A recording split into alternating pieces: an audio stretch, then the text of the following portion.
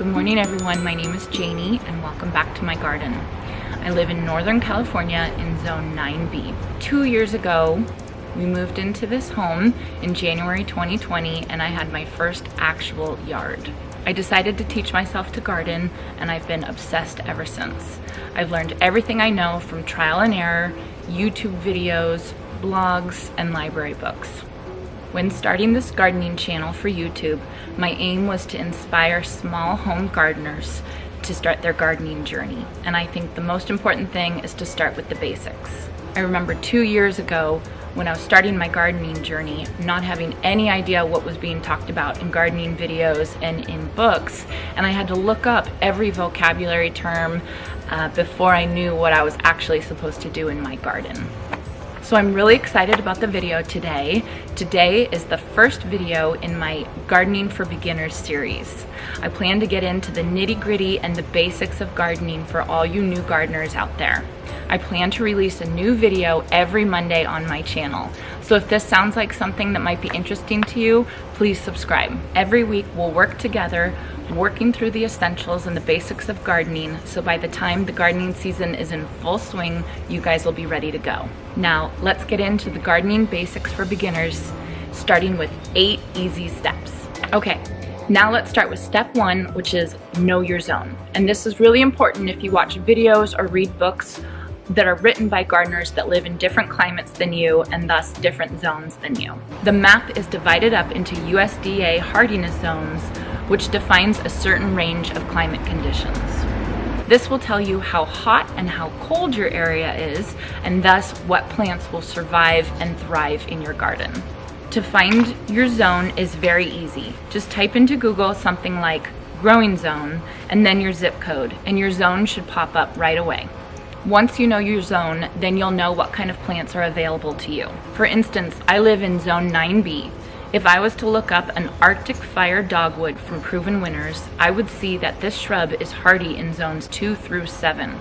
Since this plant is hardy in zones lower than mine, I can safely assume that our summer heat will kill this plant. Alternatively, if you live in a zone that is lower than the plant's hardiness zone, such as a petunia that is only hardy in zones 10 through 11, which is higher than my zone 9B, I can safely assume that the cold in our winter will kill this plant. This is usually what we call annuals, in that the plant will survive for one of our growing seasons until the cold kills them in the winter and we have to plant new ones next year. So speaking of annuals, I think it is important for new gardeners to understand the different types of plants: annuals, perennials, shrubs, and trees. If you go to your local nursery and see all these beautiful and colorful plants, you need to know if they're going to last beyond one season or come back next year and next year and next.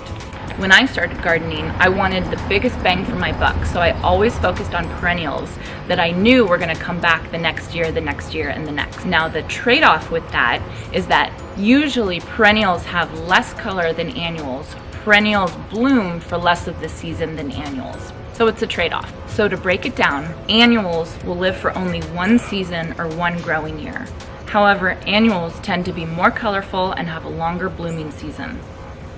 If you watched my first YouTube video on Supertunia Vista bubblegum, you will have seen that these flowers bloom a bright, vibrant pink from March when I planted them all the way through November. Good examples of annuals in most gardening zones are petunias and superbells. In my zone, Zone 9B, a common perennial is lantana. Now in most zones in the country, this is an annual and most people treat this as an annual. It's a beautiful, sun-loving, heat-loving plant that we are lucky enough to call a perennial here in Northern California. So speaking of perennials, perennials will regrow every spring. However, they generally have a shorter blooming period during the year. Common perennials in my area are daylilies, hostas, hellebores, most salvias, just to name a few.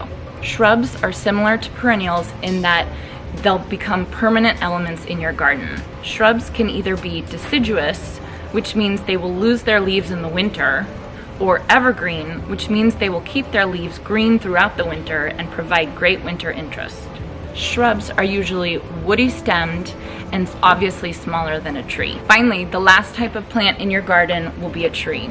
Trees are pretty self-explanatory. We know what trees look like. However, we have to remember that trees start small. They start as babies. So what might look like a small shrub could actually grow over the years into a large specimen tree that we're all looking for. So step 3 in my basics for beginner gardeners is consider your watering system. New gardeners need to think about how they're going to water their garden. Are they going to hand water with a hose and a watering can, or set up an irrigation system and have drip put to most plants? I live in a pretty hot and dry climate, so if I relied on hand watering, I'd be out here for way too long every day. So the time spent installing a drip system in my garden was well worth it. However, if you lived in a cooler zone that got more water during the summer and during the winter, hand watering might be great for you. I think the best thing to do for new gardeners is take a walk around your neighborhood, look down and see if you see an irrigation or a drip system. If you do, most likely that's the way to go in your area, and you might want to look into installing one yourself or consider hiring someone to install one for you. So this brings me to gardening step 4, which is actually don't overwater your plants. This tip is for indoor gardeners as well as outdoor gardeners. When I first started gardening, I thought the more water the better. That's what the plants need, right? And I remember giving this beautiful bougainvillea a gallon of water every single day, even as it was losing its blooms and losing its leaves. And I just didn't know that I was overwatering this drought-resistant, dry-loving plant. I was basically killing this poor plant with kindness. Most new gardeners overwater their plants. Just have that in the back of your mind when you are considering how much to water your plants. They usually need less water than you think. Okay, so step 5 in my gardening basics for beginners is to watch out for pests. Most gardens will deal with their fair share of pests, and that can ruin all your hard work very quickly. You will know you have pests by looking closely at your flowers or leaves. If they look chewed on, you most likely have something in the garden taking a little snap. As a beginner, the easiest thing to do is to take a sample of a leaf to your local garden center to have them diagnose it for you. They should be able to tell you what could be eating your plants and what you should do about it. Here in Northern California, the main pests I deal with are budworms that will eat your entire flower off of your plant if they get to it, earwigs, snails, slugs, white flies, just to name a few. There are easy ways to take care of this problem and manage these pests. You just have to know what you're dealing with to know what to do. Step 6, your plants are hungry. Just like humans, we need water and food to survive. Your plants need water and food to survive as well. Each type of plant has a different fertilizing requirement, and a good rule of thumb to think about is the more blooms, the more color the plant has, probably the more fertilizer it's going to need. Take, for example, my Supertunia Vista bubblegums.